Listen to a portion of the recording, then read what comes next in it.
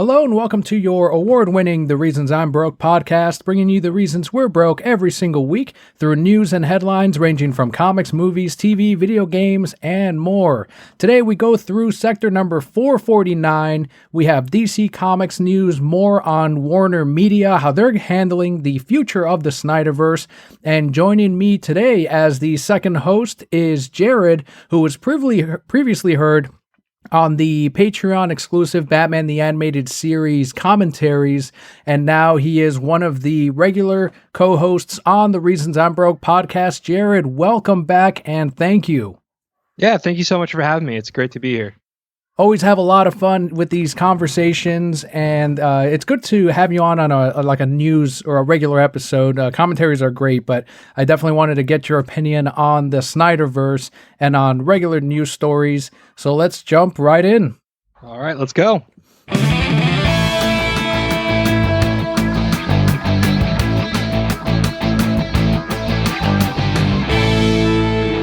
So kicking things off with something that Bobby was really, and I agree with him, he was going off on DC Comics on our Discord about this.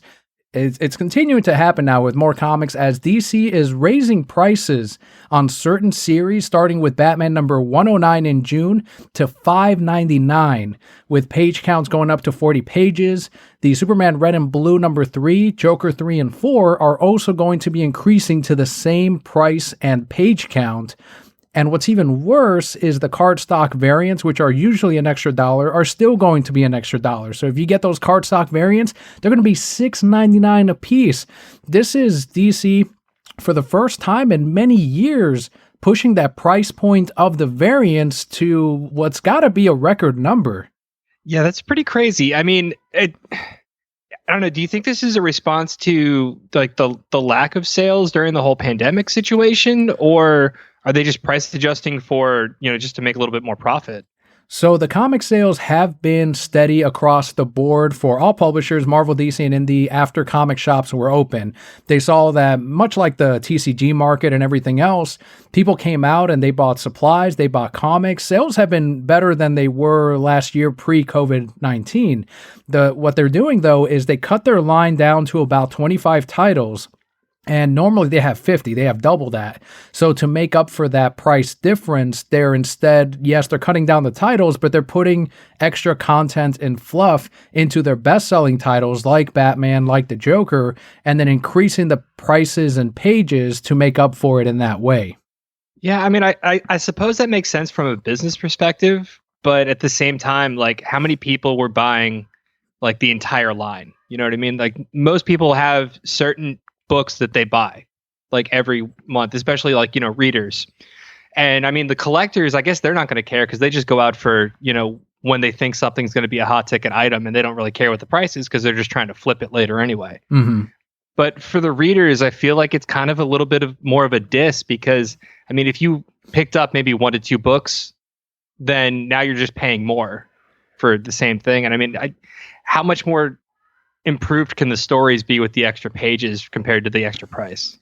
Well, I've seen one of these already, and that was with the Joker number 1 issue. This one had that same model, although that one I think is $4.99. They're going to add even more pages and raise the pricing. But the problem is half the story is a Joker book, and then the last half is currently it's a punchline story. So if I'm a reader, and I am, let's say I'm paying for Batman, I want to read James Tynion's Batman. I don't want to read a backup story by this other writer, by these different artists that involve, I don't know, the outsiders, characters that I'm not following, but I'm forced to still pay for those pages, even though I'm not subscribed to that book specifically. Yeah, no, that's got to be a bad move overall. I'm kind of curious to see how it's going to work out. I don't know that it's going to really affect them in the long run. It's kind of like when you get a free game, but you didn't want the game. Yeah. When you buy something else, you know what I mean? It's like, all right, this is cool, but like now I'm paying more for that. It's different than if, I was just paying the regular price and like, oh, well, this is included, but paying more for it and then being like, oh, it's a better value. Yeah, but it's only a better value if I want both. You know what I mean? Exactly. And I think readers are going to very quickly notice that they are paying a higher price point for books that they're not really interested in. And if the main story is not compelling enough, to me, that puts more pressure on the main writer and artist, because they got to really make their story worth the $6 mark or $7 mark if you're getting one of those variants. Yeah, exactly. I mean, it puts a lot more pressure on them. It puts a lot more pressure. I feel like the arc, like everything has to come up in quality if you're going to charge for a higher price for the same product. Like it's a 40-pound page, but if you're splitting that between two different stories, one that people are actually buying for and one that people don't care about, you're not actually adding anything. So you got to make it up in other ways. And if they don't, then it's going to drop sales. I think in about 6 months, we'll start really seeing how it's going to affect their sales, and if readers truly do care about that higher price point, or if they just kind of put up with it like they have with Marvel for many years. Marvel will hit an issue 25 of any series, and they're like, all right, let's put out the $9.99 comic, and people will buy it right up. And so far, it's worked out for them. But this is like every month, sometimes twice a month at the $6 mark. You're really stretching that dollar. And if for some reason readers continue buying those up, I think other publishers are going to go, okay, why are we charging $3.99? Why don't we put up ours to $4.99? And that's going to overall hurt the whole industry. And as I was telling Bobby in Discord, like ever since AT&T bought up the DC, Warner Brothers in general, but DC Comics as well, there's been some good and some bad. And I think the comics handling has been the poorer side. They've let go of a bunch of their older talent. They're pushing these prices, and now we have essentially two Marvel Comicses, two publishers that are no longer concerned with let's keep the price at $2.99 or $3.99. They're looking at the bottom line. They're looking at their profits. They're looking up at AT&T and going, hey, look, let's justify us still existing in my position. And I think both sides, Marvel and DC, are under that pressure from Disney and AT&T to justify why books are still a thing under their imprint. Yeah, no, it's one of those things that does tend to happen when you have like a major conglomerate buy up and comic books were always, even the big publishers like DC and Marvel were always a niche market. And now, Marvel went and focused all their books on the movies. And, hey, how can we get collectors to come out? How can we get, their whole strategy seems to be based on how can we make this one book sell as many as we possibly can, instead of looking at the series' health overall. Yeah, and they'll do things like the 18 different variants, and that'll artificially inflate numbers. And it's just a really bizarre period for Marvel and DC fans, including myself. Ever since they got rid of Dan DiDio, I don't know. I've that's when they started making these weird moves. And one of the owners of the company I work for, the comic shop owners, he was in contact with Dan DiDio, and that's a person that was very much interested in, okay, what can we do? He would listen to comic stores. He would constantly be in contact with them. And now they have an AT&T rep who it's like, all right, well, they're going to do what they're going to do. And if comic shops want to play, great. And if they don't, all right, they really don't care. And it is what it is. It's fine. But I think readers are going to decide whether or not they want those books very soon.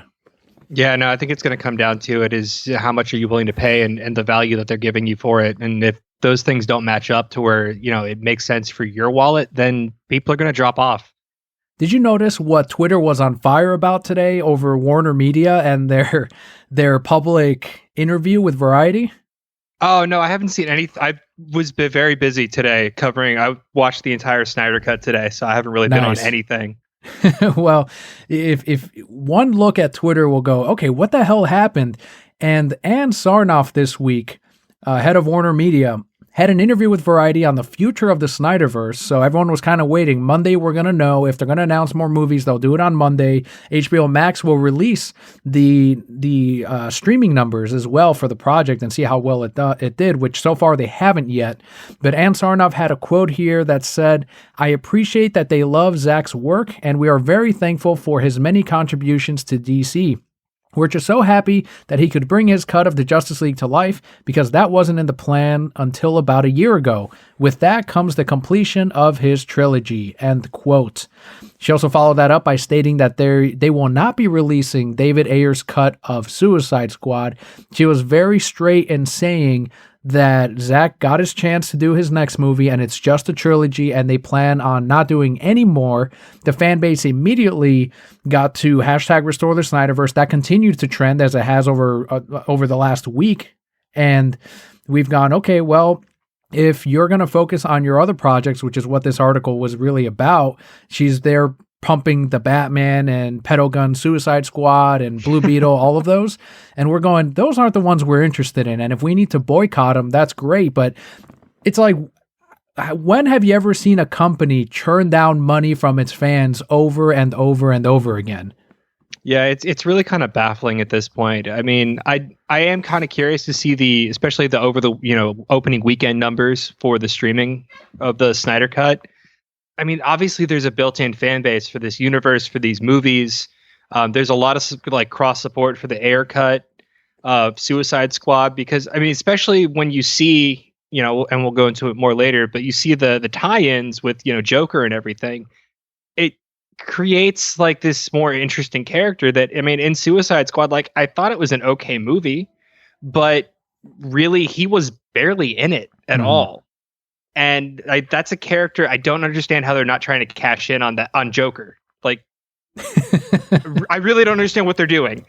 If you look online, Jared Leto's Joker is one of the more popular versions of the character. Yep. As far as like movies go. And I think he's had maybe 20 minutes of total screen time. Right. Like, how are we not making like a Joker Harley movie or something? Like, there's a lot of support for this character and that actor doing that role and that universe. And why wouldn't you cash in? It just doesn't make any sense.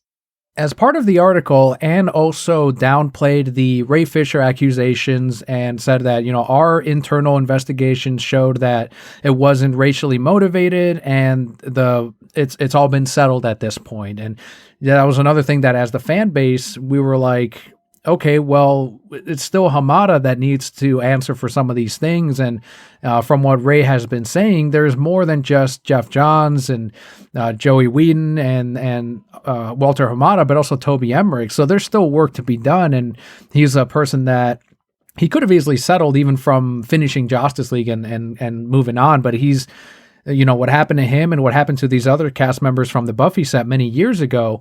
Obviously, there's more people at work here. And it's just fascinating that Anne was so transparent on being very much against Zach's crew, the people that he worked with, and is standing by Hamada and the current executives. So that as a fan base got us, I think, pretty upset.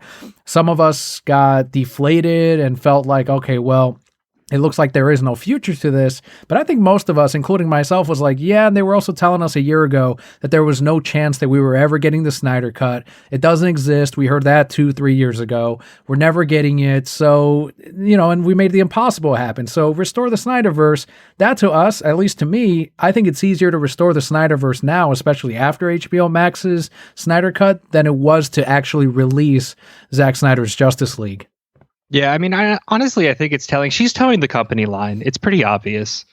I don't think somebody like Ray Fisher would come out and say the things that he said if they were untrue, knowing the detriment it can have to his career and his future and stuff with Warner. I mean, Warner Brothers is a big company. They're a major movie production. If you want to be in movies, like having them mad at you is not a great thing for your career. But I tend to believe him just because it's detrimental to him to just make it up, like seriously detrimental. As far as like the Snyderverse, I really feel like there's kind of like this rift somewhere between like Warner Brothers and HBO Max. You know what I mean? Like the Warner Brothers people seem to have been against like the Snyder Cut like the entire time, and HBO Max was just like, hey, let's do this. Yeah, they were the ones that said no every single time for many years, and it wasn't until AT&T and Jason Kyler came in, and when they bought up Warner Media, they're like, why aren't we making money off of this? 70 million? Let's get it done. Yeah, it's chump change compared to what they're going to get. I mean, it really just doesn't make any sense. And I'm kind of curious. I'd love to know more about like the internal structure between those two, like divisions of the same company. It's kind of like, for a while, Xbox and Microsoft were, and even though it's the same company, they were kind of at odds about where to put the money. Like Xbox wanted to do a whole bunch of things and Microsoft's like, well, that would cost too much. And it seems kind of like the same thing with with HBO Max and Warner Brothers. And I mean, as you can see, is if you watch Xbox, they bought a bunch of studios, they put the money in, and it's starting to bring in returns with Game Pass and all that. And I feel like HBO Max is kind of a similar situation where now you're getting this platform where they're, because of the whole pandemic thing and the way movie theaters are and stuff like that, we're doing this day and date thing with streaming, and we're trying to bring in these subscription numbers where subscription models are a really good month after month steady influx of cash, which is for a company a great thing. Whereas like with a theater release, you have some residuals with like Blu-ray sales and stuff like that, but your major money comes in from the box offices, and once it's out of theaters, you're not making nearly as much money off of it. But if you're putting out good content and investing in things like the Snyder Cut and getting people to sign up for HBO Max, people will stay if they think that there's a future with that for more content that they want to watch. And even in between, they'll just keep it. And I know a lot of us really like the movie theater experience, and I will, until forever, I think I will always try to go for that. I have my tickets for Godzilla vs. Kong, for example, to go out into the movie theaters, and then I'll have my second watch on HBO Max. But do you think that the future of entertainment, like you said, opening box office is typically the major moneymaker for a lot of these studios and a lot of these movies? And I know in other countries, the theater is still going to be the big thing, and that's all right. But do you think in the US in, let's say, a decade, things like HBO Max, where you're putting in your monthly income into your service, and do you think that's going to be the future for a lot of these tentpole films? I don't know that it'll be the only future, but I think it's going to be part of the future. Like here to stay, right? Yeah, I don't think it's going anywhere because, I mean, I'll be honest, like I love going to the movies, but I have a kid and I have a wife and I work a weird schedule, and it's really hard for us to like have a time where like her mom and, can watch the kid, but she lives like 45 minutes away. So to schedule for us to go see a movie it's a complicated thing. Whereas if it's day and date, like we can put him to bed and then watch a movie. It's really, really convenient, and I do enjoy it. Plus, I have my own snacks, and I can make, delicious food, and it's a different experience. I enjoy the theater experience, but I think for the way a lot of people's lives are right now, it's a lot easier to pay $15 a month, have new releases, and a bunch of really old content. Like, I mean, HBO Max, I sit there, I'll put South Park on in the background sometimes. You know what I mean? Like, I use it all the time. And then to have it there when there is a new release and I really want to see it and not have to wait months and months and months, or pay, $30 extra like certain other streaming services. Right. It's convenient. It's great. I'm willing to give them my money month after month for that service. And I think having that base of steady income is great. And the more things that you release to that are high quality and that people want, the more people you're likely to keep month after month, even between large releases. I like that you brought up the $30, because Scott and I from Lazy Gaming Guys were talking about this last week, and apparently the numbers were not great for, I think it was Soul was the last one they did the $30 thing on, or there was a different one, I think. And then maybe Soul was the one that they just brought onto the service. And that's when all the consumer, Mulan was the $30 for sure. Yes, Mulan was definitely the $30 one. That's the one I remember. Honestly, I think Soul, I'm not a big Disney guy, but I have it because I have a 5-year-old and he loves, Moana and all those movies. But yeah, I think Soul came straight to it. So I feel like they kind of learned their lesson, because I imagine it did better numbers. Although, like, for the review people, I don't think Mulan did very good with that. Right. But, well, that's what we were talking about, because they brought Soul straight in there, and we're like, okay, so they made it's like, all right, pump your service up instead and get subscription numbers and focus on that, because the $30 thing apparently wasn't working. But now they're doing the $30 thing again with Raya, I think is the name of it. So it's like, okay, what's going on here? Yeah, I feel like they don't really know what they're doing. Like, they're undecided. It's kind of one of those these two different strategies, and we're going to see which one works out. And it didn't work this time, but maybe it'll work with this larger movie that people are more excited for. Really bizarre. It's a really strange time with media right now. It's one of those things where, like, I really enjoy the streaming services, and I really like what HBO Max does with, hey, Godzilla's coming out, I can watch Godzilla. from my house conveniently with my own food and my own comfy couch and or in my bed in my bedroom, or I can watch it on my phone for a fucking month. Exactly. Don't get me wrong, I don't recommend watching major motion pictures for the first time on your phone. It's not the best experience at all. But the convenience factor, especially with everything going on right now, I think people are changing a lot of things about how they live and how they consume stuff. Like a lot of companies are, if you can work from home with your employees, it saves a lot of money to not have a giant building that you need 100 people in if most of them can work from home. It saves on electric. It saves on commuting. You have more reliable amount of people to be there because, if people are, just kind of feeling sick, they're more likely to sit at their computer at home and just do their work than they are to drive all the way to the office. You know what I mean? Mm-hmm. There's a lot of benefits to that. And I think a lot of companies are kind of shifting direction on that, not just media, but other industries as well. Well, I hope for the best on Restore the Snyderverse. I know I'm not discouraged by it because I think that's kind of what we expected to hear from WB. We're going to focus instead, as we have been, on HBO Max, on making this a success.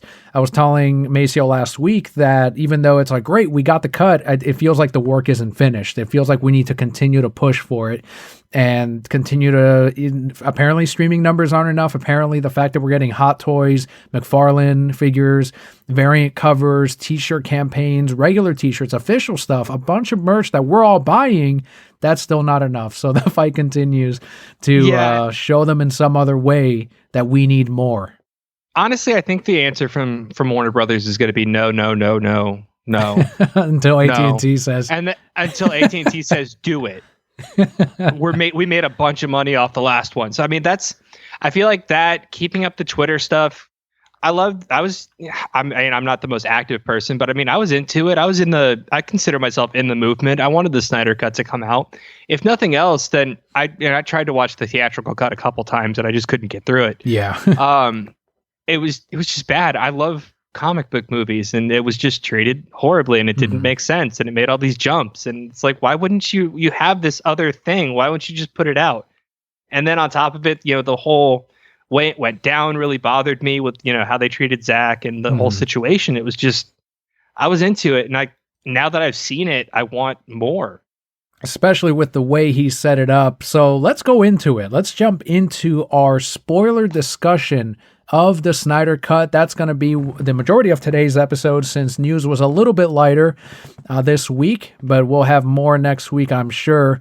So if you have not seen Zack Snyder's Justice League with Maceo and I, we did a spoiler-free discussion last week, but this week we gave everyone another week to make sure that they can watch all 4 hours of the Snyder Cut. So if you don't want it spoiled, come on back a different time, watch the movie first, but otherwise, let's jump into, can't believe I'm saying it, our discussion, review, whatever you want to call it, of Zack Snyder's Justice League. When this world is scorched, all of existence shall be mine.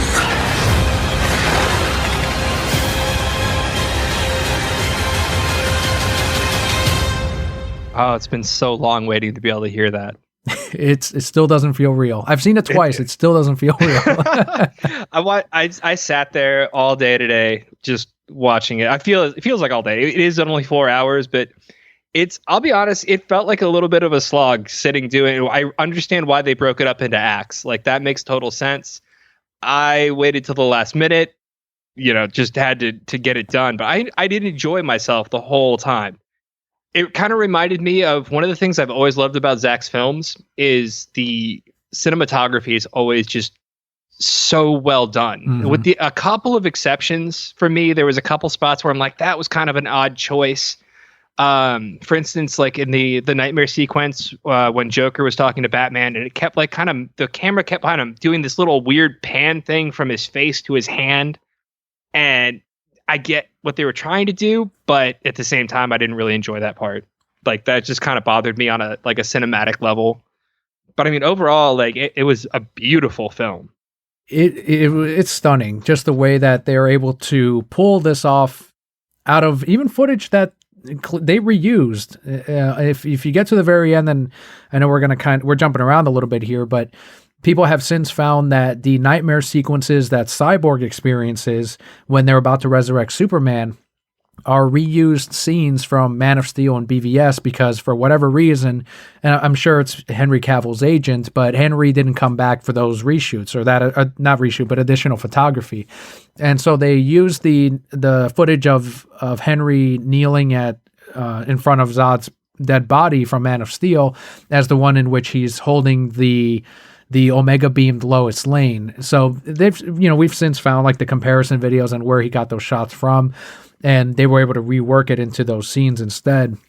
But it still looked really impressive, and especially when you consider he got 70 million-ish is the number that they haven't yet confirmed, but it sounds like from some insiders that 70 million is what HBO Max paid for the additional photography for the special effects.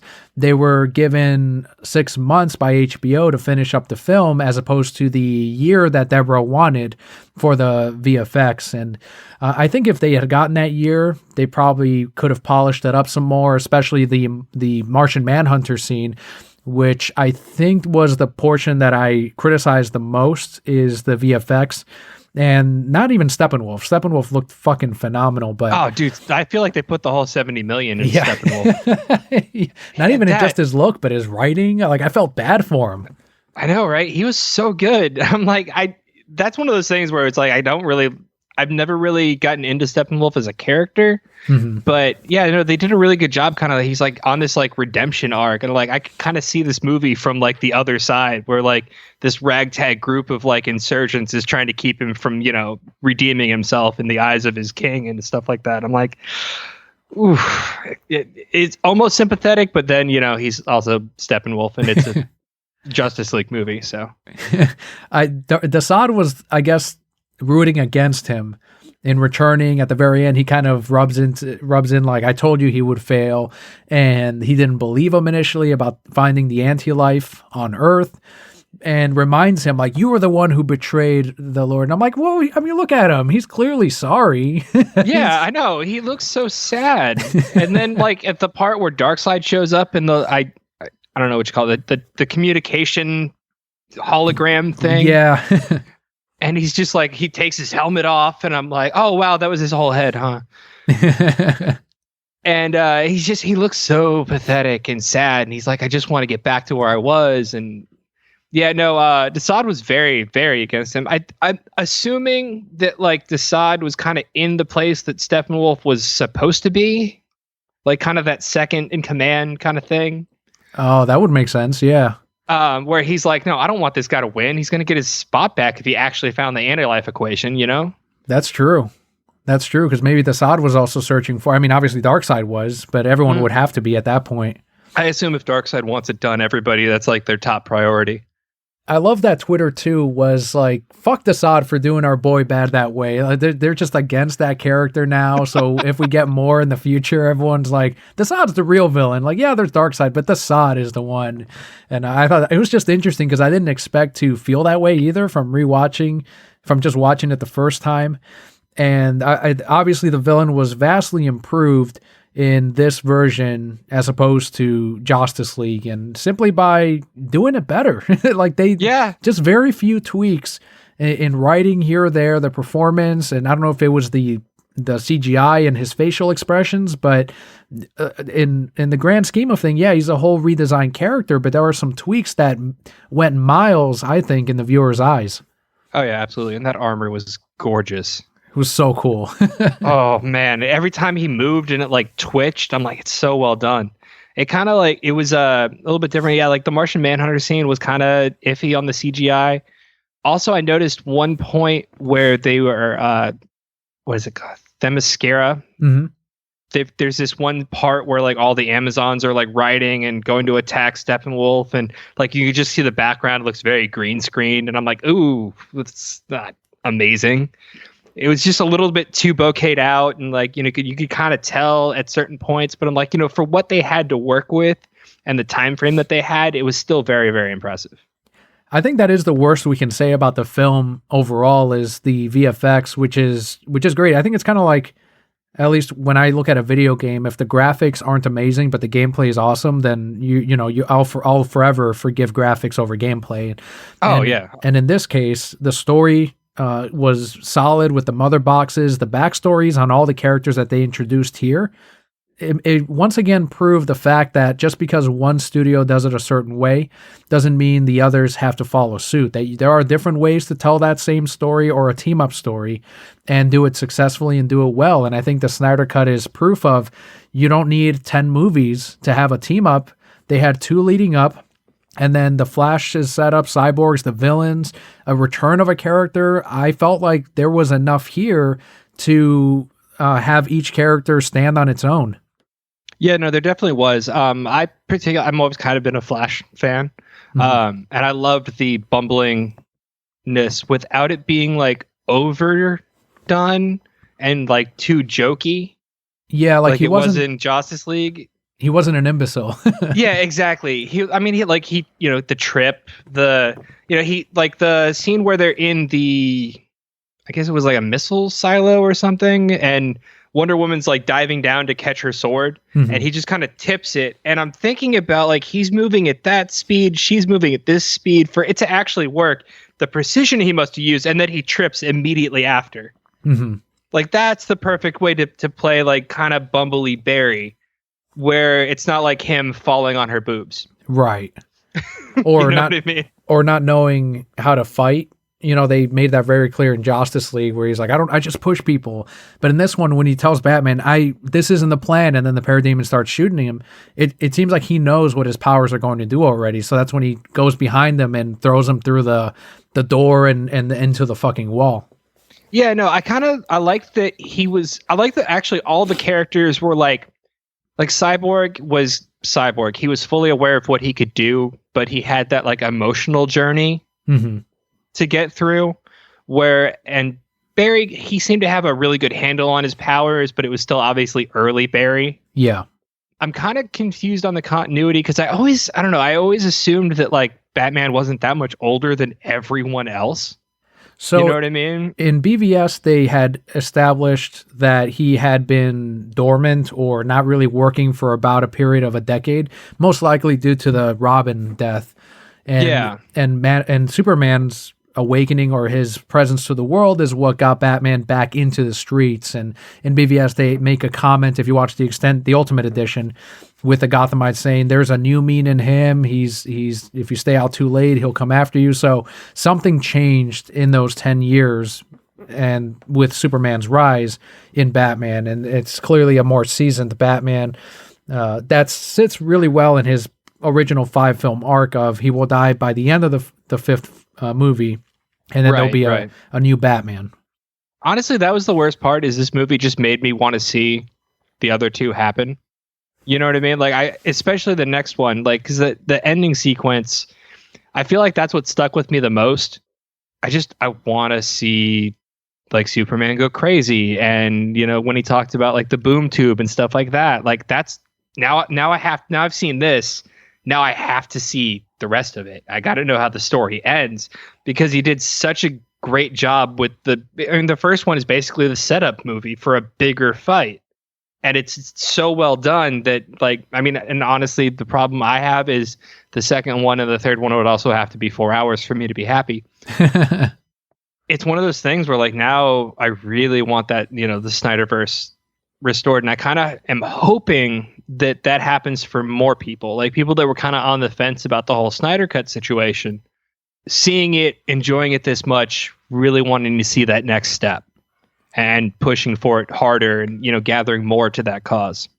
The nice thing that I have noticed is whatever changed in the last couple of months with the general audience and with the movement and what this is, it seems like people went from it doesn't exist or I don't care to, well, let's check it out. Everyone's talking about it. Like very quickly it changed. And even today I'm talking to customers and they're saying, did you watch the Snyder Cut? And I'm like, I've seen it twice. And they're like, it was so much better. I want to see what happens next. And these are people that I don't see on the regular, their families. And then I do see my regulars and they're talking about it. So it seems like it has captured the general audience's attention. Celebrities are talking about it. Comic book people are tweeting about it. And even the Marvel people are like, this was way better than the theatrical one. Sure, why don't we see the next one? And I don't know what it is, but it's a positive. This is what we wanted as a movement. And it's like, what else do you want for the future? Yeah. Honestly, I think that's probably the worst thing I've heard about it from anybody I've talked to is, well, it was definitely better than the original. Yeah. And I'm like, that's a win. Okay. Nobody has come out and said, I like Justice League better. Like, nobody has said that. Everybody understands that was a horrible movie. I've seen like one or two accounts. And those are trolls. Yeah, don't listen to them. And even though they're verified accounts, like they've got the check mark and everything, I'm like, all right, you're either a hipster or you're just stirring trouble, because everyone knows that this version is better than Justice League. It's not even like an opinion thing. It's just a fact. If you look in their Twitter profiles, they probably have "I love you 3000" in there. Oh, probably. Yeah. You know what I mean? That check cleared from Disney.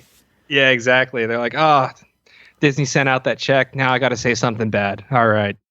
That's a shame, too, because one of the things that I saw, a couple of the articles were saying that Bleeding Cool, I'll call them out. They put out that article from, and she blocked me on Twitter from a previous exchange that we had, so we know where she stands. But she put out the article saying that Zack setting up future films is him doing worse to the fan base, knowing that he's not going to get any more movies. So he's actually the jerk in this, not Warner Brothers. And I'm like, what kind of fucking spin is this? Take. What are you talking about? He's like, hey, I have a fan base. This is the movie. See, what she's not understanding is that this is the movie that he meant to put out. Yes. As the first one. He's been open with the fact that there were more planned.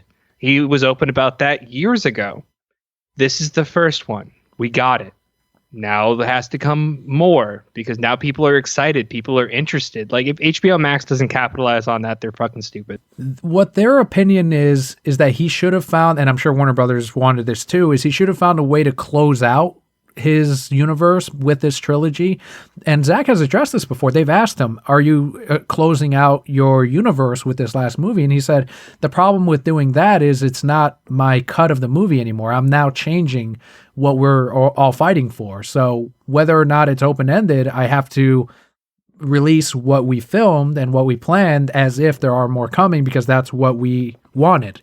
So right, that's what they were doing. It's so basic. It's so weird. It's a really simple concept. And I'll be honest, if you want that wrapped up version, when it hits the part where it says epilogue, just turn it off. That's very you true. Got it. There you go. He split it up into acts. If you don't watch the epilogue, it looks like a very complete, all done, wrapped up movie. With the shot of Superman flying, yep. Yeah, you get this shot of them all, standing there and, hey, we're the heroes and we stopped it and we did it. And all right, movie's a wrap. Don't watch the epilogue. If you are actually interested in what he wanted, then watch the epilogue and then you'll be craving more. We had briefly covered The Flash, and I think we've out of all the characters aside from Wonder Woman or Batman who have previously had their own movies and other appearances, I think his story was the lightest, and it's weird to say because his is still pretty deep with his father and how he is metaphorically running in place. They even said it in the dialogue, even though he's this character that can do all these things like move time forward and backwards and everything, but he is stuck on trying to save his dad, and we're probably going to see more of that in that solo Flash film. But we got enough from the Flash to understand why he was doing the things that he did. But you had mentioned Cyborg as well, who is definitely, and Zack has said, he's the heart of the film. And you watch this movie and you're like, yep, he is the heart of the film. Steppenwolf is a character I connected with, but Cyborg is the character that out of all the heroes, I felt the most emotional towards, because of the journey he went through, because of the decisions that his parents were making before he had that accident, and then his dad trying to do right, and him finding his way into the league, even though he's a part of the mother boxes as well. How did you feel about Cyborg's arc in this cut? Honestly, I teared up a little bit right at the part where his dad, superheats the mother box. Mm-hmm. And I'm just sitting there and that look on his face, that made so much sense Like it was like that's when you knew that like the transformation mentally for him was kind of complete. But yeah, no, he starts out as like angry, hates his dad, and then you get that kind of like reluctant, like, yeah, I saved you, but because you are my dad, but I still don't like you. We're not friends, that kind of thing. And then by the end of it, he kind of starts to understand that like his dad's a good dude. He's just trying to do the best he can. And I mean, I'm sure every dad goes through that at some point to one degree or another. And I'm wondering if that's why maybe you and I connected a lot to that, because we're viewing this not just maybe as, sons and other experiences we may have had, but as fathers as well, because as you said, there is that time commitment that Silas wasn't making with Victor. And it was a huge misstep, unfortunately, for the whole family. Yeah, I think that's one of those kind of classic dad things in movies and TV, though, as well, which, I mean, they did it well here, but it can be kind of played out where it's like, oh, the dad's so focused on like providing all the good things for my son and, children and whatnot. But I mean, it is really important to be a dad. And that kind of shows that with Cyborg's character, that resentment that he has, that, he kind of feels like, well, you ignored me and then you turned me into a monster, I think was his, pretty much his phrasing was, you'd know all about making monsters. Yeah. I mean, I can kind of understand that. I think everybody's kind of felt, a little bit like, oh man, I wish my parents were like around more, but your parents could literally be with you like 24/7. And I think some kids are still going to feel that way. Yeah, I think you're right. It might be more of a communication thing at that point. Yeah, exactly. And I mean, dude, communicating with a kid is hard. Mine's 5 and I don't understand anything he wants. Yeah. It's like he talks very clearly, but none of it makes any sense to me because, you're coming at it from that adult perspective where you're like, all right, these are the things that I have to do things like, be able to give him food and a house to live in and stuff like that. And all they want to do is like, hey, dad, play with me. And obviously like his is basically like a more grown up version of that, where he wanted to have a dad and his dad wanted, he's obsessed with his work. And I think everybody can kind of get that way. So you kind of understand where that's coming from. But then at the same time, you're looking at him, you're like, man, this kid, like he's been through it. He lost his mom, who was his close parent. Mm-hmm. And also too, like I would imagine like losing your wife and then it's kind of rough. Like it's kind of easy to bury yourself in work after any kind of loss, like a parent or spouse or anything really, that's kind of like the go-to for a lot of people. So you can kind of see it, but the way it affected his son and then him trying to make good on it through that whole thing, like I really connected with that. And I'm like, one of those things where you're like in the back of your head as a dad, you're like, man, I hope I don't end up doing that at some point. Right. And then you can kind of see that at the end, he kind of accepts like, hey, my dad was a good dude, just trying to do what he could. And he did this heroic thing. And it was touching. I liked Cyborg's story arc a lot. Barry's, you're right, was a little bit light, but I think also at the time they had planned for a solo Flash movie. So yes. I don't feel like you need to touch on that as much in the Hero movie, where I don't believe there was any plans for a solo Cyborg. Originally there was, and that was going to be the one right before Green Lantern Corps, which was the last after Justice League 2, I believe. Right. Man, I want that movie. I love Green Lantern. I love the Green Lanterns. I don't necessarily like any particular Green Lantern, but like the Green Lantern Corps and then like all the other lanterns. Like I love that. Those books are always so cool. Did you stick around, or did you read on Twitter or stick around last week where Jon Stewart was supposed to show up and they filmed that scene instead of the Martian Manhunter and the additional photography? Yeah, I'd heard that. Honestly, like I'm kind of glad. I have a little bit of a beef with how they treated the lanterns in this movie. Just like Maceo last week. Yeah, I mean, I like the Lantern Corps. I just like, man, they were just like cannon fodder. Like it meant nothing. And then I thought like that, you might get John because, you see the ring kind of fly off and I'm like, okay, so there are lanterns on Earth. We're kind of setting that precedent maybe. And then nothing. But I mean, Martian Manhunter's cool. Yeah, he's absolutely awesome. One thing I saw, I was rewatching the history lesson because I wanted to just really watch all of the Green Lantern portions. I forgot the character's name. He's an existing one from the comics, very lightly used. But in this one, I thought I was comparing both history lessons from Justice League on YouTube and the HBO Max one. And in this one, that Green Lantern, like, yeah, he gets killed by Darkseid, but for a split second, even without his ring, he holds Darkseid's spear with his hand before it comes down on his chest. And in the last one, he just dies at the hands of Steppenwolf in Justice League. But there was a little bit more fight in this version, even though, yeah, he gets knocked out of the air by some parademons and dies ultimately. But I thought that was a nice change compared to the theatrical cut, where he actually holds Darkseid's spear back for a sec. Yeah, it's a little bit more respectful of a really established, not an established character per se, because like that particular Green Lantern, but like the Green Lantern as a core. Because honestly, let's face it, compared to Darkseid, Steppenwolf's a punk. He's nothing. Like Darkseid is, as the phrase goes. Yeah, no, having that little bit was cool. I feel like, it could, in my opinion, have used a lot more Green Lantern. Yes. I'm always down for more Green Lantern.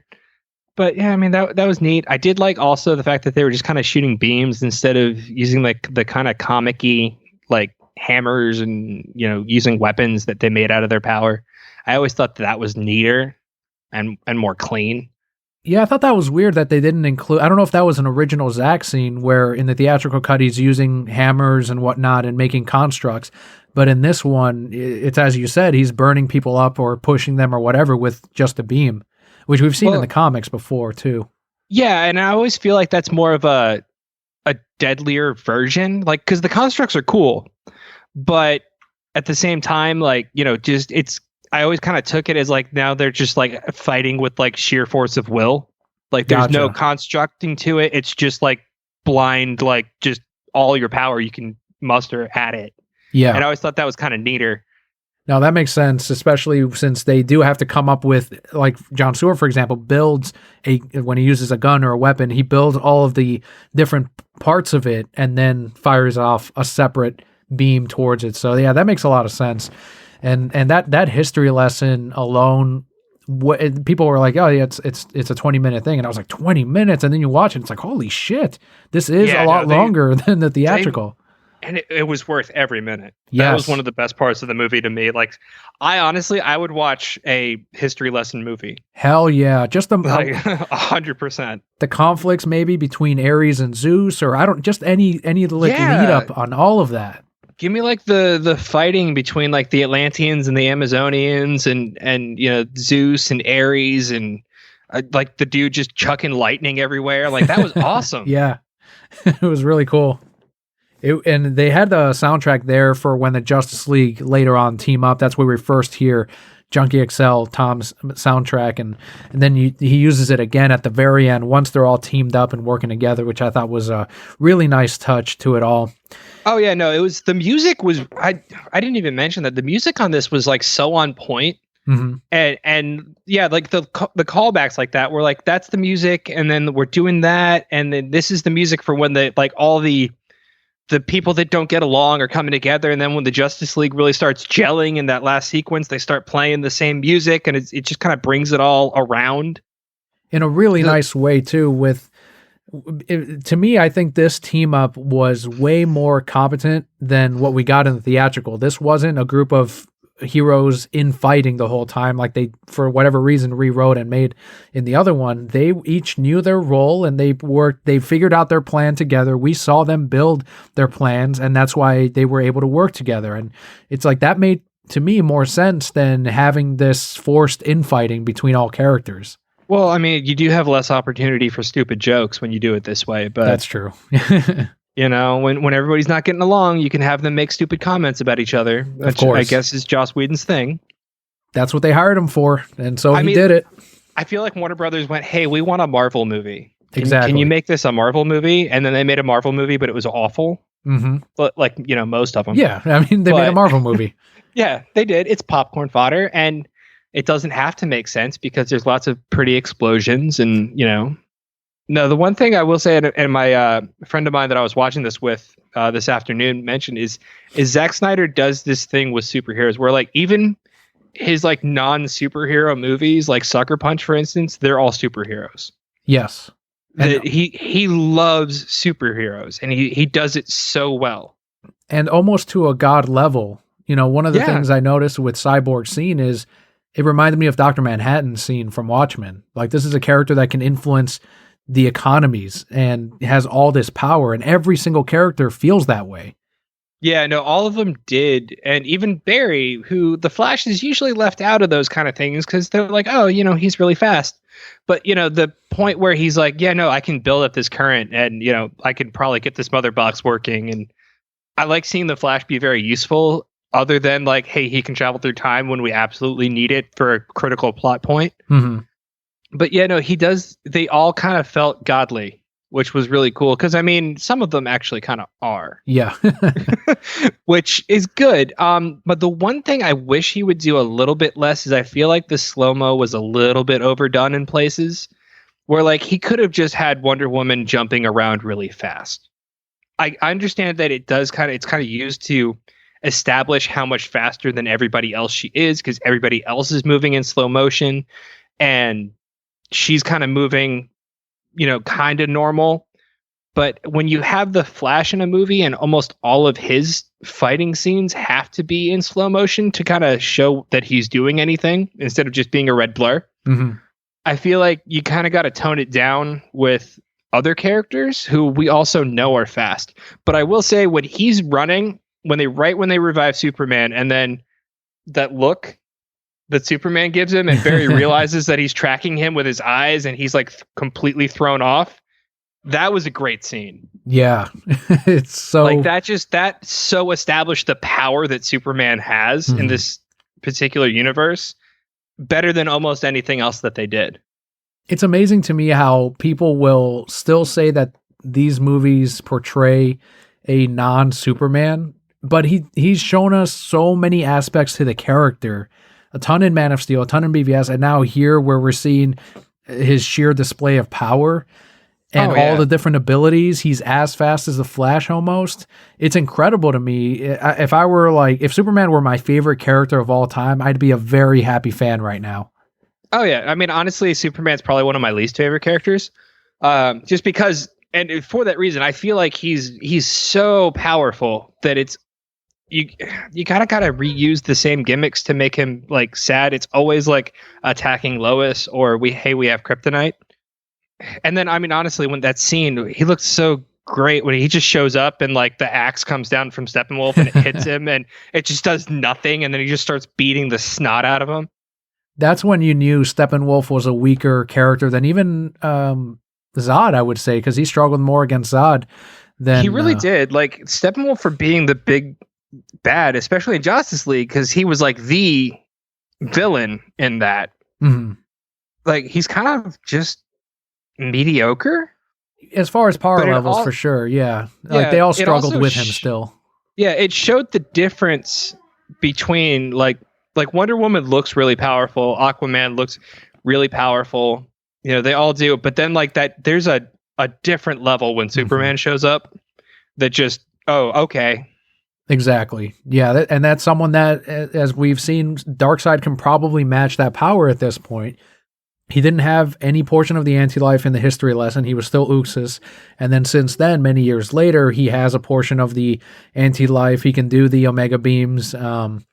That's probably going to be a character that will go toe-to-toe with Superman. And oh, yeah. No, I think he's probably about the only one in the continuity that could, at this point anyway. Not counting Batman, of course, who kicked his ass in BVS. Completely different. Completely different. That's because Batman his superpower is I'm rich. Hell yeah, and he's the best. I loved that part too, where they're like, Barry's like, hey, what's your superpower? He's like, I'm rich. And then you get the close up of the car's different buttons and all that. And yeah, Kelly was like, "Is that a real car?" And I'm like, "Probably." I'm sure it is. It is a real car. It was like I think it was a Mercedes concept at some point. Like I don't know if it's a production vehicle, but I will say the driving off, like the CG on that, it kind of bothered me. I did like seeing, was the whole car CG when it drove off? When it drove off, yeah, you could tell because just the way it moved, like there's no way that they could have had somebody drive it like that and have it bounce around. But I'll have to see that again because I was focused on the AFSP billboard that they put up in that scene, which I thought was really nice of Zach and the team to put in there because they were a huge part of making the film happen. The big "You Are Not Alone," and I thought that was awesome. Yeah, I missed that part. I was too focused on the car. No, this is definitely one, like, I watched it for the first time today, and I'm definitely gonna go back and watch it a couple more times throughout the next probably couple of weeks, because there's so much going on at all points in the movie that it's definitely a multiple watch for sure, because you just want to kind of try to absorb everything.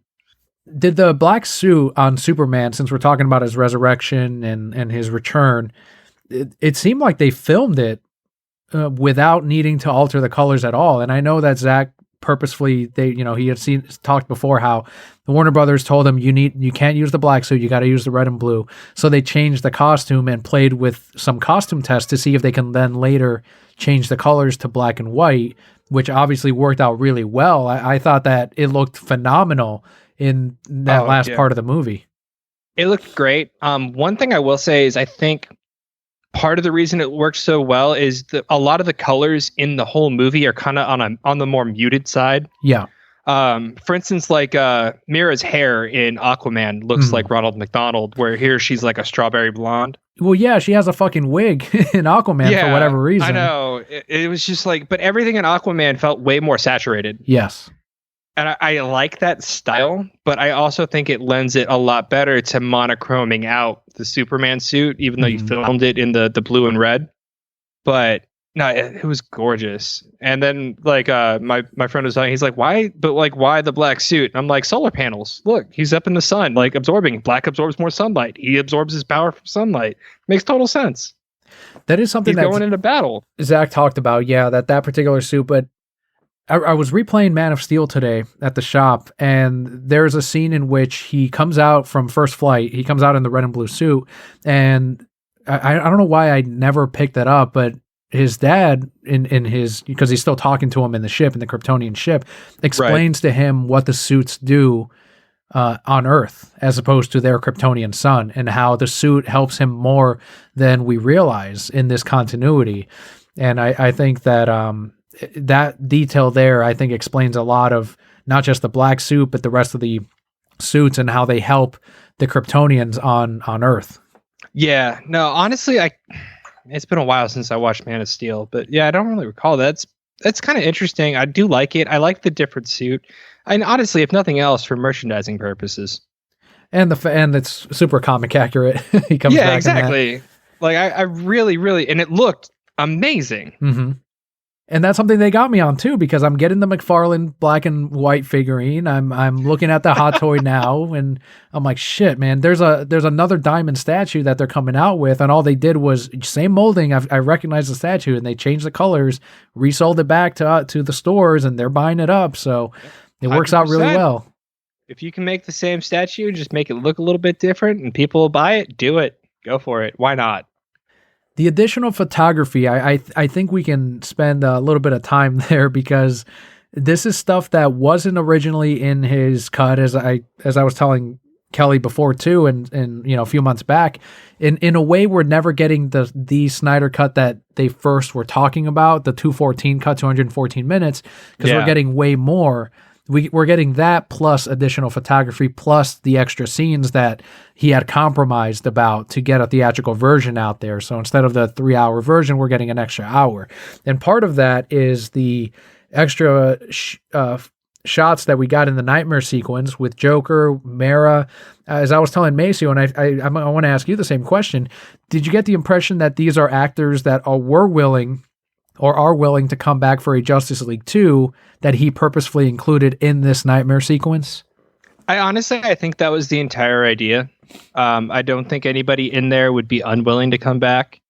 It really feels that way because it's obviously, you can tell what it's leading up to. And like when he sent them hey, this is what we're going to be reshooting. Do you want to be a part of it? Like if they weren't willing to at least come back for another movie, I don't think they would have come in. Because it would make no sense to have them come in, shoot like this, partial scene in a movie and then never be seen again. And that was one of the things that was in the original 5-film arc that we now know because of the storyboards is instead of Deathstroke, it would have been Deadshot from the Suicide Squad. So that's another thing that I'm like, okay, maybe if Will Smith wasn't willing to do that scene, then bring on Deathstroke, which I think also works out really well because we just saw this scene with Lex that he has a personal vendetta against Batman, and now he's completely on the other side, working with Batman. And on top of that, we get the Joker, who we wouldn't guess would work with Batman. But if you really analyze the character, Joker doesn't like this world either. And he's using it as an opportunity to also torment Batman the entire time. Yeah, I mean, he gets to like fight for something that actually affects him directly, and he gets to mess with his best friend. Yeah. Telling him that, and he's right, because in this continuity, if now that we know the full story, he says, you're not willing to die, which is why we're all paying this price. And now that we know the full story of Justice League 3, that Bruce needed to save Lois Lane at the cost of his own life for this nightmare sequence to not be existing. So it's amazing that Joker is not wrong in what he's saying. And you can argue, it's also taking place way before that would have happened. No, it's not. That's after. Yeah, because Lois is dead. Sorry, I got confused for a sec. You're good. And it's also after the Robin death, which he brings up here as well. And that's something that Zack says he wants to really explore in Justice League 2, where we get maybe some back, what do you call it? Time jump? Some background information on. I want to know who the Robin is. Well, we know it's Dick Grayson, but there's no casting as far as that. Oh yeah, no, that's what I want. I want to know who they would have played Dick Grayson. Mm-hmm. I need to know that. I want the Batman and Robin movie, but like done well this time instead of that George Clooney monstrosity. And I also want to see Carrie Kelly in this nightmare future, because that's another character that Zack has said, we are going to get another Robin. It's Carrie Kelly, but that's not till later. So I wonder if she exists in the nightmare sequence. And I also expected to see her. That was like one of my guesses of, we'll probably see her in the nightmare sequence, and we didn't, which I'm like, oh, maybe in the sequel, maybe in the next one. Right. Yeah, no, there was so much that I want to know about. Like watching the epilogue just made me horribly angry that we're not currently scheduled already to have the next movie come out. A little controversial, Amber Heard coming back for this one and for the reshoots, especially everything that's been happening with her and Johnny Depp, and fandom that is Johnny's very much against any projects that she's working on. And Zack had previously taken and reshot a portion of the Army of the Dead due to an actor that also came under some media problems and behaviors and all of that. So he's clearly he's willing to change characters for, bad behavior, I guess, or whatever you want to call it. But did you think it was a little weird that Amber Heard did end up being chosen to be in this reshoot? It's kind of strange, but it kind of makes sense at the same time, because I mean, not all of her scenes were reshot, obviously. So like having her recast for just the end would have been more weird, I feel like. Like, don't get me wrong, I'm not a Amber Heard fan. She's, right.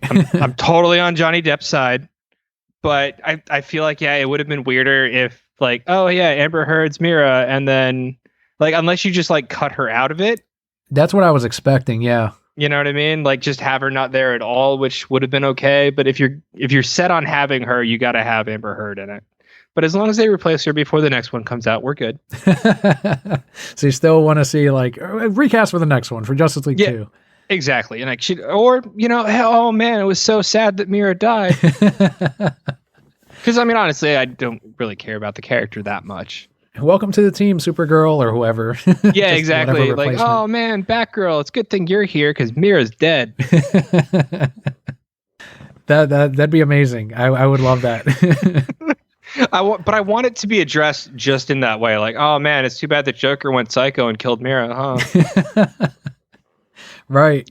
How'd you feel about Jared Leto's performance here? Do you think it's going to turn a lot of people around on, even though I don't think it's his fault, but on people's thoughts on his Joker? I liked his Joker. I kind of like that gangster.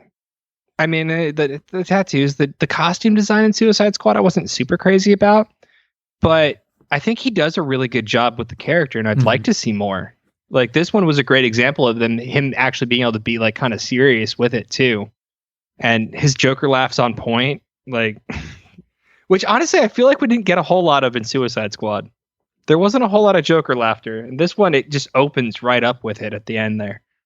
Yeah, and it seems like he had filmed, or at least there was different dialogue, because in the trailer he has the line about we live in a society, but it sounds like they filmed that just for the trailer, knowing that it would get people talking because of the meme, and it worked. You didn't see it in the film. Yeah, it 100% worked. I mean, don't get me wrong, Mark Hamill's still the best Joker. But sure. Yeah, but as far as live action, I mean, holy shit. As far as live action, I'm kind of torn. I like all four in just different ways. Like There's the Jack been Nicholson Joker was cool. Exactly. He was great. Jared Leto's Joker is awesome. Heath Ledger was amazing. And Joaquin Phoenix, even though it's not really like I don't know. I still am torn on whether that's like a comic book, like a Batman movie or not. But they say it is, so I'll take it. And it was a great movie, and he did a great job in that role.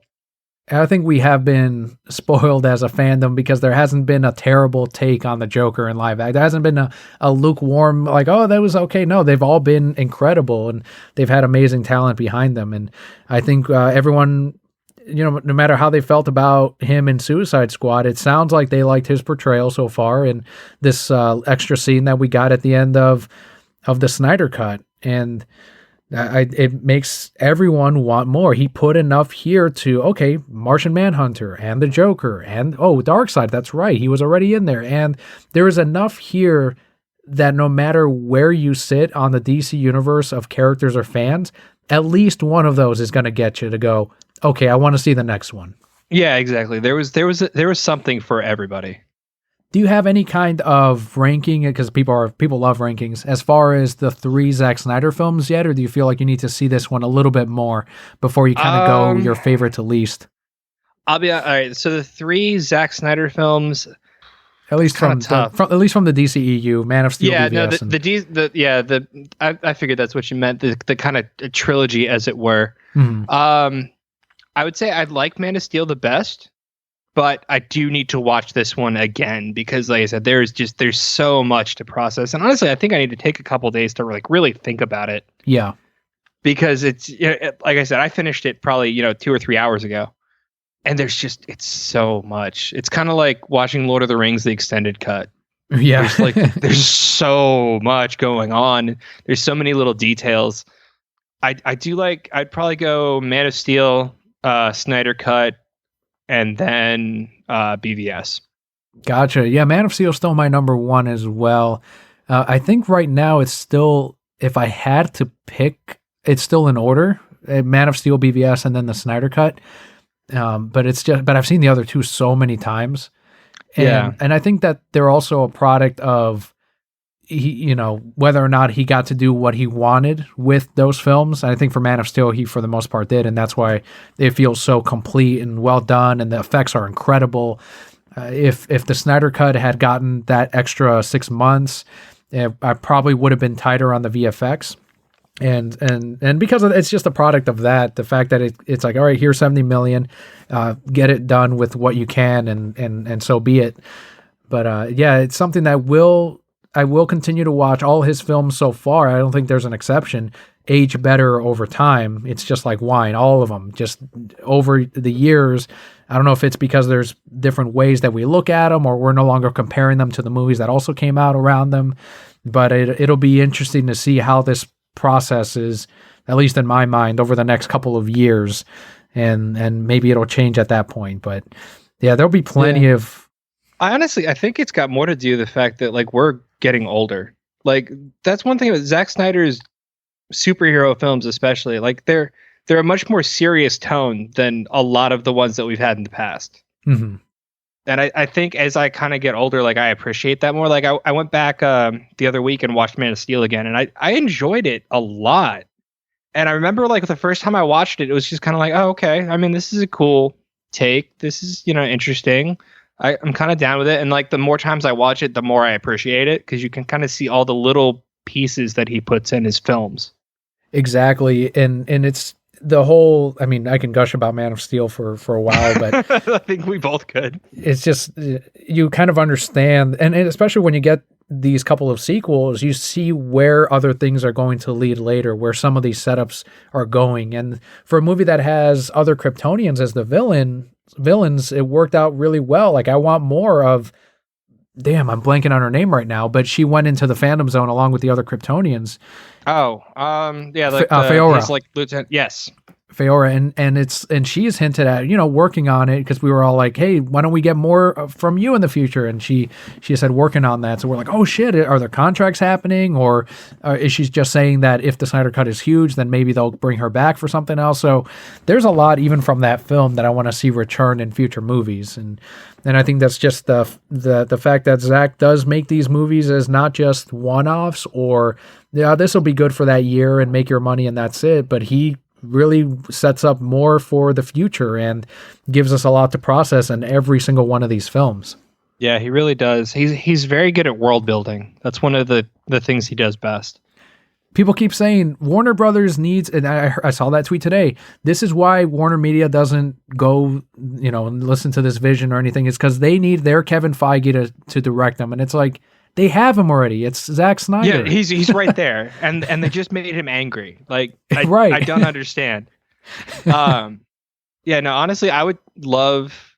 I get kind of it makes me sad, because I want the solo Batfleck movie. Like, I realize that we're getting Pattinson, and I mean that's cool, but like they've made it very clear that these are not continuity anymore. And Wonder Woman 84 made it incredibly clear that these are not in continuity anymore. But I want the Batfleck. I'd love to see a Batman with Robin, with Ben Affleck. I think he does he's probably my favorite Bruce Wayne. I don't know that he's my favorite Batman. I think that still goes to Christian Bale in the Nolanverse at this point. But he's a wonderful Bruce Wayne. And I'd love to see that and kind of have that little more dynamic with the Ward and all that. I think we were robbed out of a lot of that too, because Ben Affleck himself is also an incredible writer, an incredible director. So he was going to handle all of that in a solo film, and WB just ruined it. Yeah, they ruined that. Honestly, I hope like HBO Max just back a truckload of money up to his door and to be like, hey, can you come back? Like, that'd be cool. I would love it. I hope so. Yeah, the more successful this is, and the more everybody keeps pushing, I hope that we get more of it, because now this is like a complete universe. Where I think one of the bigger problems was Man of Steel was, God, when was that released? That was like years ago. Yeah, almost 10 years now. Almost. Yeah, it's been 10 years. And I mean, obviously this one was delayed for obvious reasons. Mm-hmm. And then you had Batman versus Superman, but there was a pretty decent sized gap between those two. And then there was, if you don't count Justice League, there was a pretty big gap between BVS and the Snyder Cut coming out. And it's kind of a much more complete story now. And now I'm seeing this, I'm actually kind of curious to go watch BVS again. Yeah. Now that I kind of see more where it was leading and what it was heading up to. But now I just want them to keep going. Like, I want the Batfleck movie. I want Man of Steel 2. I want Justice the League Snyderverse. 2. Yeah, I want the whole thing. I want the Flash movie. I want Cyborg to have a film. Hell yeah. Like, even if you go back in time, like they can jump around. I don't care. I just want more in this tone, the storytelling, the actors. They all did a wonderful job. If we end up getting a Justice League 2, I think there will be, as you mentioned, another big gap between then and whenever we get this. There's not even talks, as we know now, of any casting or whatever. We know Zack has the story, and he has since worked on the story for parts 2 and 3. But I'm going to say when we get Justice League 2, I think he's going to film 2 and 3 back to back. That'll make it easier on everyone's production, on the actors, on the studio to say, all right, look, it's just really one movie if you think about it, and then we'll chop it into 2, but we'll film it as 2 movies and tell the story as 2 movies. And I think the gap between Justice League 2 and 3 will be shorter, but whenever we get that next movie, I think it'll be at least another 5 years, and hopefully all the other actors, I know Ben will probably come back since he came back for this one, and everyone else like Jared Leto, Amber Heard, all these setup characters and actors are going to be coming back for that sequel, but it's just a matter of making it happen and making sure that HBO Max is really happy with all of this. And there's rumors that Netflix and HBO are in a bidding war over getting exclusivity over Zack Snyder and his projects. So I think whatever direction he decides to go on, and right now it's looking like, and I wouldn't blame him to go, all right, Netflix, I'll go with you, because obviously you do value the Army of the Dead universe that we're going to build over here. I wouldn't blame him. I wouldn't blame him either, but I'd really love to see HBO get that. Because, I mean, honestly, I really wouldn't blame him, though, because honestly, like, they're going to just keep fighting with WB. It looks like they're not WB's not going to keep their nose out of it. They're going And to I mean, continue to keep trying to Netflix is its sabotage own it. entity. Whenever Zach tells us to stop, I think that's when we'll stop. And until then, we'll continue to push. I think if he accepts a deal with Netflix, I think then we're like, oh, okay. It kind of depends on how long the deal's for, too. That's true, like too. Exclusivity deals, if it's 1 or 2 years, then well, all right, then we'll keep pushing. Right. But if it's like he signs like a 20-year contract, well, okay, I guess it's over then. Exactly. Until Netflix gets big enough to buy Warner Brothers. And then we'll be telling them to restore the Snyderverse. I don't care if it's 20 years later. No, I don't care. We'll just hair dye the heck out of Ben Affleck, and it'll be all right. It'll be fun. CGI will be we'll do like the recent Scorsese film where they de-aged Robert De Niro. No. The technology would be much better then. Trust me. Well, unless they can make him walk like a younger man, I don't think that was the weird thing, problem. wasn't it? It was weird because it looked really good, but then you see him doing his like old man walk, and I'm like, okay, like maybe he was injured in the war or something. Like the gravity was stronger back then. People kind of walked around like that all the time. Well, that's why old men were like, old man strong is a thing. Gravity was stronger. That's true. They made harder men with more gravity back then. I'm going to have so many opportunities to talk more Snyder Cut with other guests like Vega coming up next week. But Jarrod, any more closing thoughts about the Snyder Cut in general or the future or anything else before we close out this week's episode? I mean, other than if you haven't watched it, I don't know what you're doing with your life. You've had all weekend. Go watch it. And if you have watched it, go watch it again. Just keep pumping the numbers. Keep, show them. If you want more of this, we have to show them that we want more with numbers, with buying the merch, which, as, your wallet allows, of course. It's one of those things where I really want to see it now. And I think anybody that has watched it is down for another movie. I think exactly as you said, if you hit play in the background, have it as background noise, that's 4 hours. I know. Yeah, play it on a loop. I haven't played it at the shop yet because I want to give it a little more time. I don't want someone to walk in and then they see Martian Manhunter on the screen or something like that, but yeah, like halfway in. Yeah. Also, do you really want those guys hanging around for 4 hours? That's yeah, when you play something too new, people will just stick around and watch the TV. That happened with Godzilla vs. They'll come in, stand there for 4 hours, take up space, and then not buy anything. Nope, they never do. Yeah, I'll give it another week, but you bet I'm going to play that twice and then clock out every day. Because I was like, all right, 8 hours, my shift's done. Time to go, open and close. Please leave. I have to go home and see my family now. Yes. I love it. I'm gonna try to watch it a third time before the next week's episode. Kelly's making her way through it, and so I've been kind of catching it again with her also. But I do want to sit down and watch it all because as you said, there's different things you catch once you know the whole picture, and things you miss the first time around. And there's 4 hours of that to miss, so there's lots there. Oh yeah, no, there's tons. We should do like a Discord watch party or something. I know you mentioned that, and also on Discord, like just doing these live, and I want to get to that point still of like, all right, yeah, why don't we, like, it'd be cool right now to have like a little chat of, okay, and someone asked this or someone asked that, and then we can answer it live. It'd be something that I definitely want to explore. You always come up with these awesome ideas that I want to take advantage of. I don't want to leave out the Twitter reviews that we got in on Twitter. I asked for people's reactions to the Snyder Cut and what their thoughts were. First one comes from Haruko Hitomi, who had done the Snyder Cut roundtables with me and other amazing members of the Snyder Cut movement. They said, quote, the absolute best of the best, end quote. At Beer of Death on Twitter also said, quote, it was amazing. At Morrison Mark said, quote, a significant improvement over the theatrical release, so much better. Makes me wonder why they wouldn't wait for Snyder to finish his version after a delay to mourn his child, end quote. I then followed up and let them know that it was Q4. They needed their bonuses, so they needed to rush it out and get it out, and unfortunately that was it. And it's all about that money. It really is. Longtime listener too, at Jeremy ORR13 said, quote, loved it. The extra footage with the Flash redeemed him as a character, and the cyborg footage changed the overall tone of the film. Better motivation from Steppenwolf, better visual effects, and motherfucking Darkseid, end quote. I think that's very well put right there. Yeah, that's very true. At Torrejon Braulio said, quote, I loved it from beginning to end. It was an emotional experience for me that as soon as it ended, I said to myself, this is one of the best movies I've ever seen, and I hope to see more, end quote.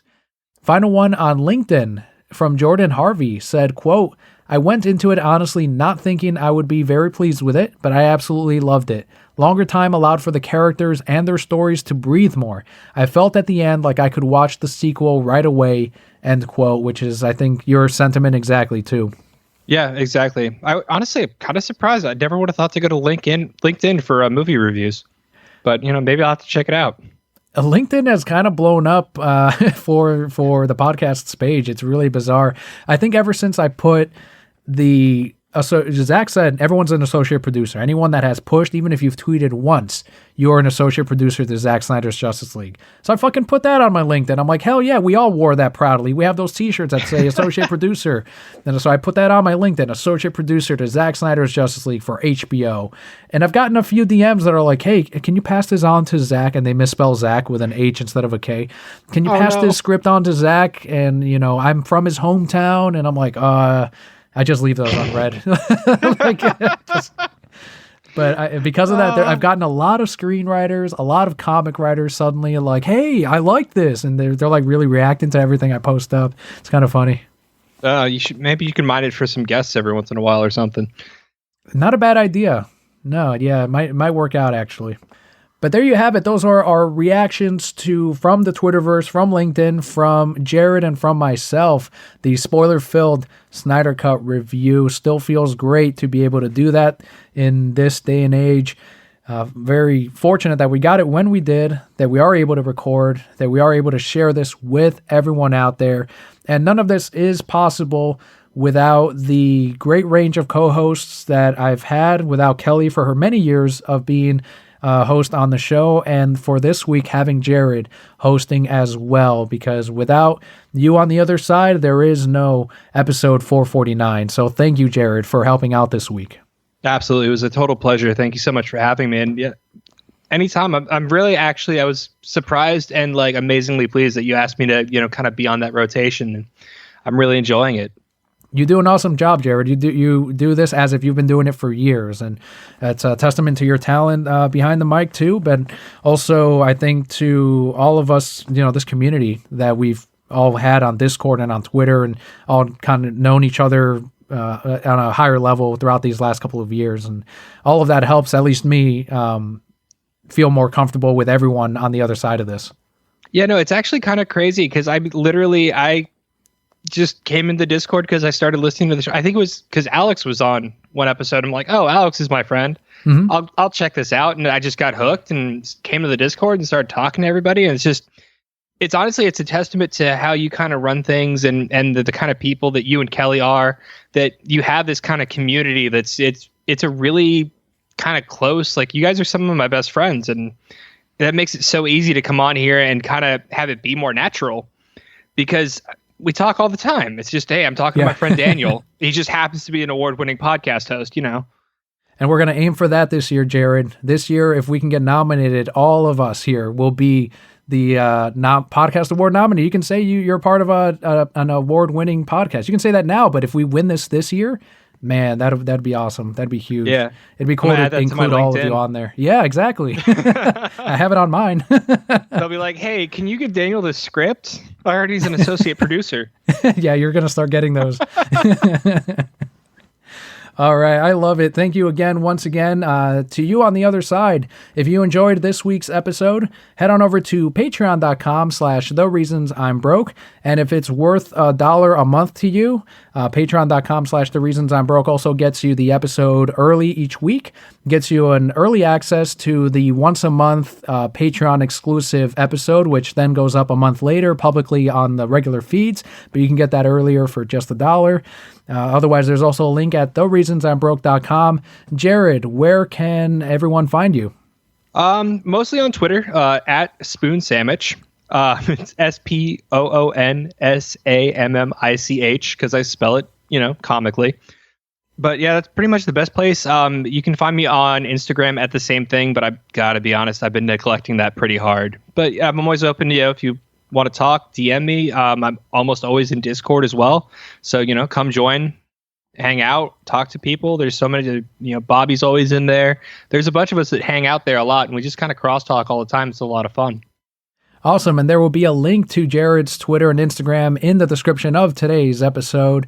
But otherwise, thank you once again for helping me host this week's episode. And to you on the other side, thank you for tuning in again this week and for joining us for today's Snyder Cut discussion. There will be, of course, more as we continue to #restore the Snyderverse.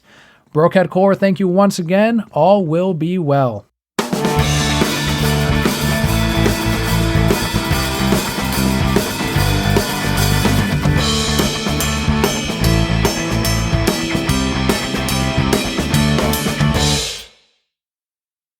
Got any dad jokes? Not yet. Hold on, I'll grab one. It's like half of what I do on Reddit is just look up dad jokes. Is that an entire board of just dad jokes?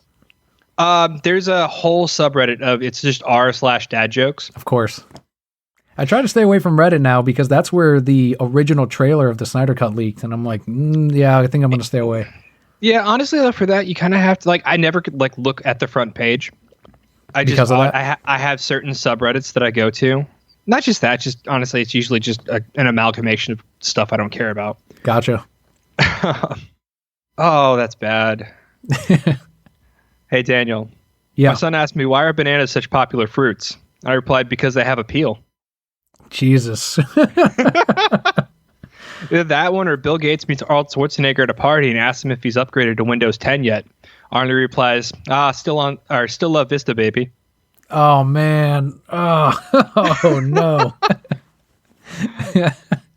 Have you used those yet around your son? At what age do you start really using them?